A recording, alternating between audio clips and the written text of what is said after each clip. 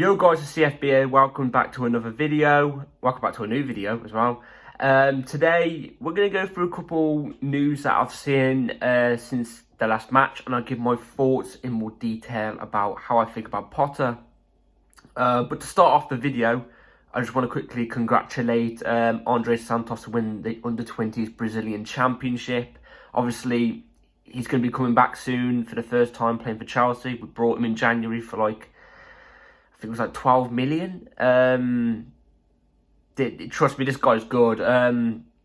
Captained them, played every single game, was the captain, won the championship, and scored 6 goals. He's a midfielder, joint highest with someone called Victor Roque, who we were interested in. I don't think we are now. But yeah, very impressive by him. I think we're looking at getting a work permit done now. As we're speaking, so we can come in and play his first match. This guy's going to be some player, I can already tell. So let's quickly get on to this. Graham Potter. Look what I saw Matt Law tweet out, and it proves how much we're in the mud at the moment. 2 wins in 13 Premier League games for Chelsea. Ain't good enough. It ain't good enough at all.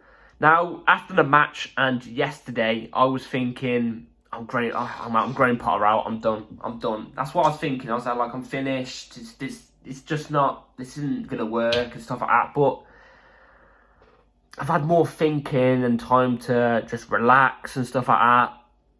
And I'm like 50-50. I'm 50-50 because I just feel like somewhere in this middle part that I'm in now, a part of me saying Graham Potter's not it for it. He hasn't got that strong mentality for a Chelsea manager. He ain't got it. But there's a part of me saying he is a good manager. There's a good manager there. Do you know, in the first 30 minutes against West Ham in the last match, we played great. We looked good. We're not amazing, but we looked good. There was improvements. And then it just dropped off. There's something there about Graham Potter, and I know there's a good manager there. And I think we're going to have to back him because this has come out as well. Fabrizio Romano has said it. I'll try and find it for you now. But Fabrizio Romano recently came out and said the same as what The Athletic have basically said. Graham Potter will be given years rather than months to get things right at Chelsea. Fabrizio Romano said this as well. Apparently, Chelsea aren't looking at any other manager that is focused on Graham Potter. Let's just face it, he's going to be here. He's going to be here next season. Latest February next season, I reckon. He will definitely be here. We just hope things are going to pick up. Yes, things aren't great right now, but maybe. I've been thinking, his new signings that we bring in, thanks to Graham Potter, because obviously he's identified the targets he wants, have been great. They're great players. We haven't got rid of the other players, though. The players that we know stink up this club, who aren't good enough for this club, maybe they also play a part in the dressing room. I don't know. But they are still here. Let's not lie here. They are here still. And also, majority of the players that we have brought, majority of them have only got like a couple minutes under their belt, like just under 100 minutes under their belt. Do you know what I mean? And just something tells me Graham Potter, he surely can get it right. And there is a good manager there. We all know this. There is a good manager there. And we've seen it in patterns of play this season since he's come in. AC Milan, both fixtures, we play great football. I know I say this, the 30 minutes against West Ham, but there was improvements. You know what I mean? You've got to look at improvements, and there was improvements.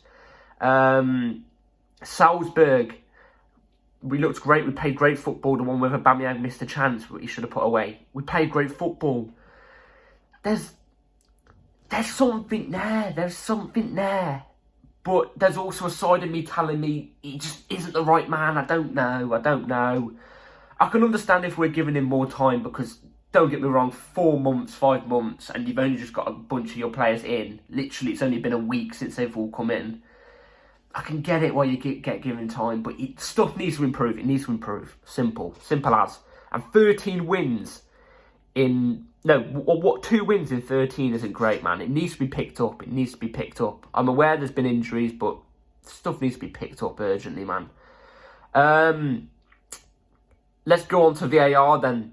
So, I've got a problem with VAR. Obviously, we should have had a penalty. Definitely should have been a penalty. And Souček was interviewed after by West Ham, and he was laughing about it, saying it was a good save by him and stuff like that. The guys admittedly said it, and VAR have done nothing about it. Arsenal had Ivan Toney's goal went in, and all the Arsenal fans were crying about it, saying, "Oh, it's offside, offside."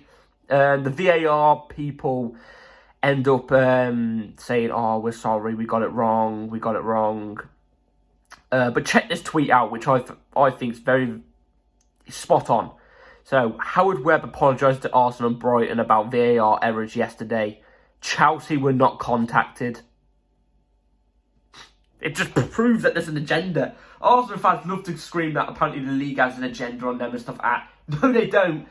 These lot have an agenda on us. Always. Not one contact. They didn't contact us at all.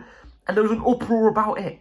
They spent, this was on the West Ham game, they spent about 5 minutes over a clear offside goal that West Ham scored in their match. They spent 5 minutes on it. And it was clearly offside. And then they went, "Oh yeah, fair enough, it's offside, you know."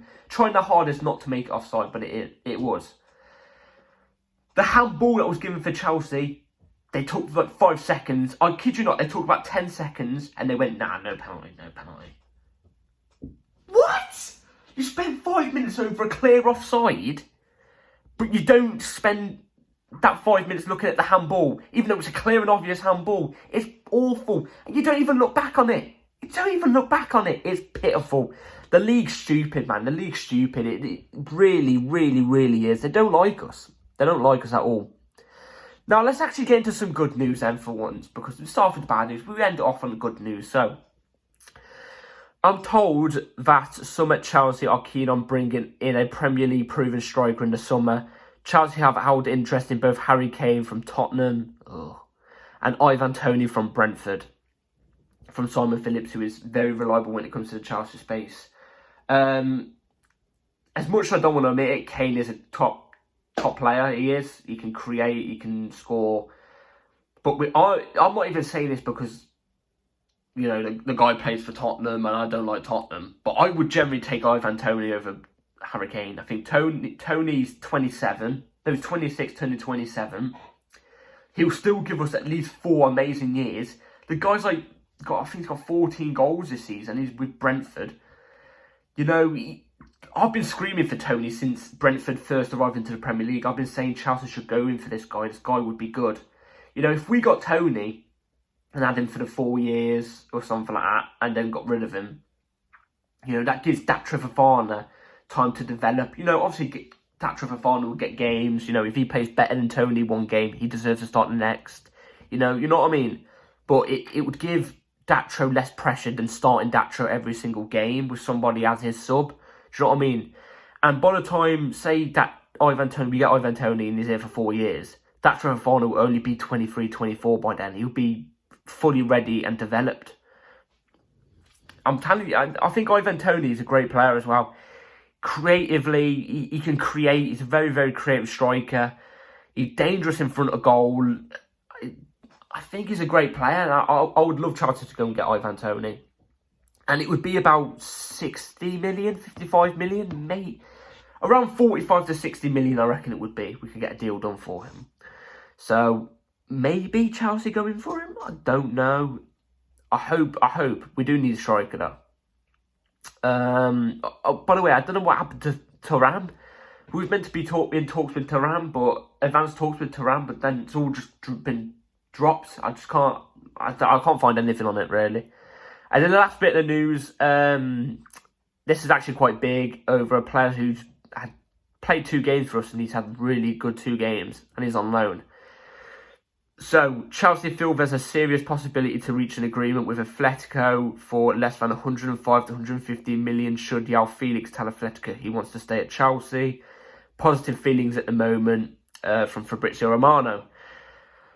He's had an amazing first 2 games. Like I said, though, from the day dot, judge him at the end of his loan, or at least like the last 3 like 3 games away from his loan expiring, think, oh, okay, we should put in a bid for this guy. If he performs well, safe to say, first 2 games he's played for us, he's been brilliant. He's been one of our better players.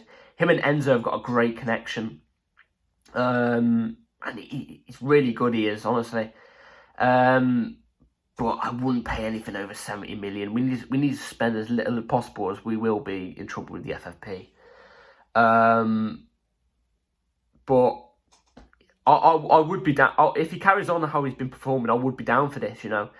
I admittedly thought this guy was overrated, man. I saw him at Benfica, I saw him at Portugal, I saw him at Atletico, and I thought this guy's overrated. But it seems like Potter knows how to use him, to be fair. And this is another reason why I'm kind of on board with Potter, is some players that he has put into the team have performed. Buddy Shield, Joao Felix, Enzo. I mean, we all thought Enzo was going to hit the ground running anyway, but yeah. I don't know. Like I said, I think we should judge him at like the last couple of games of his loan and then make a bid or whatever. So yeah. Let me know what you guys think about today's news. What would you think? What striker should we go and get? Would you get Harry Kane? Personally, not for me. Who would you choose out of Ivan Toney or Harry Kane? Andre Santos coming back in, and also Joao Felix potentially maybe staying at Chelsea. Oh, the media seems really like Joao Felix will stay at Chelsea. That's just how it seems for me. But yeah, let me know down in the comments below. I'll see you tomorrow for a match preview of Champions League football against Dortmund. So yeah, I'll see you then tomorrow. I'll be uploading at about 8:30, 9. So yeah, catch you all later. Like and subscribe, hit the bell notification, and yeah, peace.